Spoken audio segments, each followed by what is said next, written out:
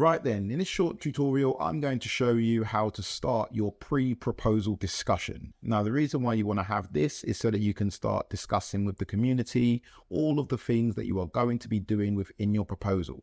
So it gives people a chance to ask you questions, to understand what it is you want to provide, and for you to narrow your scope or maybe expand your scope and to generally dial in and make an absolutely amazing proposal.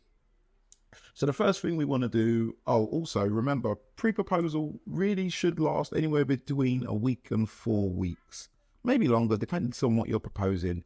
But for this one, my pre-proposal is going to last for a few weeks. So the first thing we want to do is navigate our way to the PIVX forums, so that's forum.pivx.org. Once you're here, you can go to the governance area and you can click on pre-proposal discussions. Then you want to start your own new thread. Now, here's one I created earlier, and this proposal is for this actual tutorial and other tutorials like it. So the proposal is PIVX Proposal Creation Tutorial Suite. You have to also, let me just show you, let's pick one out here. You have to also have it in a certain format. And the only thing that is mandatory is that you add this small code section in this format so that people can just go and take a quick look at a quick glance. They can know exactly what it is you're putting forward. Now, exactly how to create these is, well, there's a template which I'll put in the description below, but there's also guidelines here created very lovingly by Fuzzballs, which shows you exactly how to create this small area. Just put that code there, brackets, and slash code again in those square brackets. Right, so here's my proposal. I put in my cycle amount, put in the author, put in the receiver, put in the address, status is a draft, and then we just go through all of the information. My overview, my background, my objectives, my content and structure. So this is just really showing what content I'm going to be creating. Looks like I'm going to be creating 6 videos. You want to also add your timeline and your milestones. Timelines are quite important so that people know when you're planning on getting these things finished. Sometimes with development things, we're going to be estimates. With something like video creation, you should be pretty sure how long it will take, but you should add how long it will take. So I've added all of that. Budget, resource and allocation. Here's where I describe how much I'm asking for and what it's going to cover.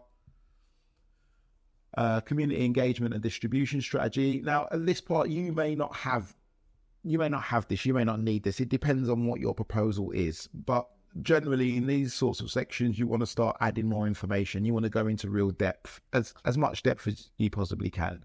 Collaboration. Now here's where I'm discussing who I want to be working with, other people who have been funded by the DAO. Usually, it doesn't have to be. I haven't spoken to Sean or Lacey Mack before putting in this proposal or making this video. I don't really think I need to. You may decide that you want to or may not. It's probably a good idea that you discuss with people before saying that you're going to collaborate with them. Roadmap, just some future proofing, just to let people know what you're going to be doing in the future. Contingency is quite important. You should add this so that you should let people know what will happen in case the proposal does not pass. And contact details in case people want to contact you. Realistically, you really want people to be contacting you via the thread so that all discussion is public, but depending on the nature of the contact, people may not want this to be public. And also finally, tips. So you can add your address for people to tip you if they feel the need to. Once all that is done, you quite simply click on post thread. And there you go. And now it's there.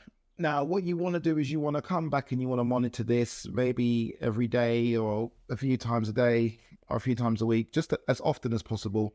When people do reply, you want to be there to reply to them and to answer any questions as and when they come up. And that's how you get a pre-proposal started.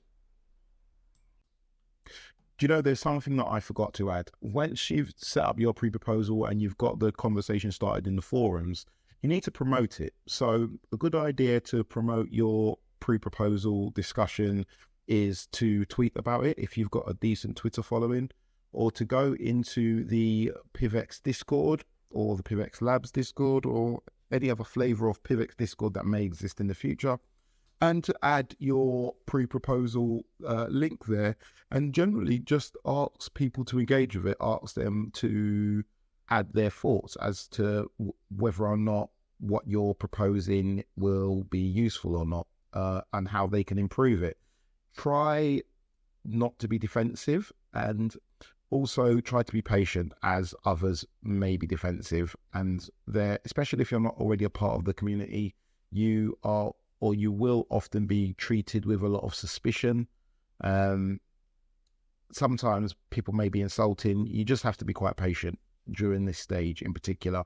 Think of it as your time to shine, as your time to show that you can handle pressure, and you can handle sometimes unfair pressure, and you can handle this proposal. So make sure that you push your proposal as far and as wide as possible and try to get as much engagement on it as you possibly can.